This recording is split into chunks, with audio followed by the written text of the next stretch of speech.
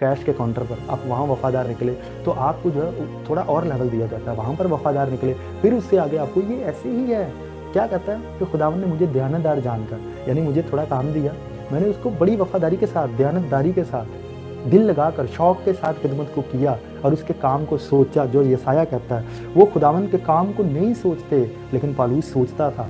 कैसे? आप ये देखें, जब पौल जो है वो कहाँ से निकला, जब वो अंताकिया से मसा होकर, अंताकिया से सलूकिया, सलूकिया से वो कुप्रस गए, कुप्रस से वो सलमस गए, सलमस से वो आगे पाफस में गए। तो वहाँ पर जब वो उससे आगे गए ना, तो पंफिलिया के पिरगा में, वहाँ पर क्या हुआ, वहाँ पर मरकुस वापस चला गया। मैं आपको क्या बताना चाह रहा हूँ, क्या हुआ, मरकुस ने क्या किया, वहाँ से उनका साथ छोड़ा और यरूशलेम वापस चला गया। क्या ये जिम्मेदारी से वो काम कर रहा था?